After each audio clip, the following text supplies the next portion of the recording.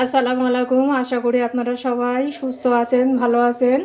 আমি আজকে রান্না করব ভেটকি মাছের কাঁটা। তো এই কাঁটা দেখুন কত বড়।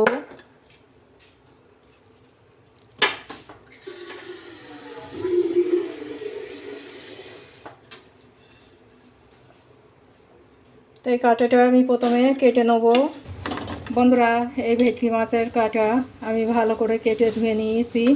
এবার এই ভেটকি মাছের কাঁটা চচ্চড়ি করব, তার জন্য কড়াই বসিয়ে দিয়েছি। কড়াইটা গরম হয়ে গিয়েছে, তেল দিয়ে দেবো।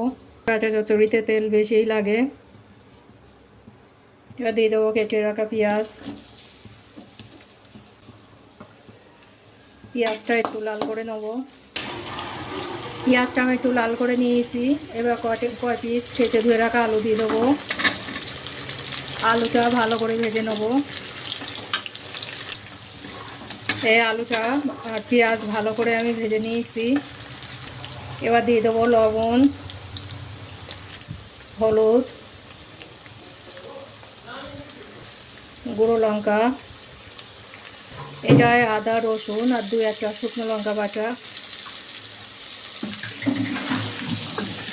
হালকা একটু নেড়ে নেবো। এবার একটু পানি দিয়ে দেবো। এবার আলুটা একটু ভালো করে গলিয়ে নেব। বন্ধুরা, আলুটা এবার ভালো করে কষে নেব। বন্ধুরা, এই আলুটা আমি কষে নিয়েছি। এবার এই মাথাটা প্রথম দিয়ে কষে নেব। আর একটা মাথা, এটা দিয়ে ভালো করে কষে নেব।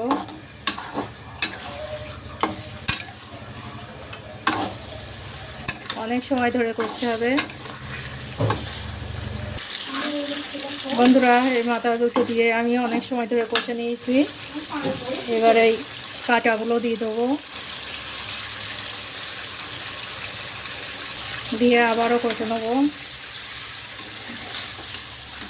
বন্ধুরা, রান্নাটা প্লিজ পুরোটা দেখবেন। এটা অনেক সময় ধরে কষে নেব। এবারে মাছের তেলগুলো দিয়ে দেবো। দিয়ে একটু নেড়ে চেড়ে ঝোল দিয়ে দেবো। এটা একদমই চচ্চড়ি হবে, ঝোলটা খুব একটা বেশি দিলাম না।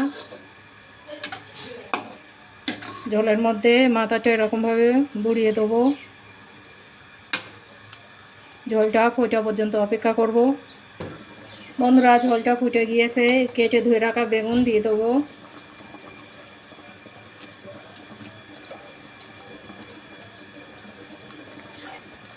ঢাকনি দিয়ে বেগুনটা গলিয়ে নেব।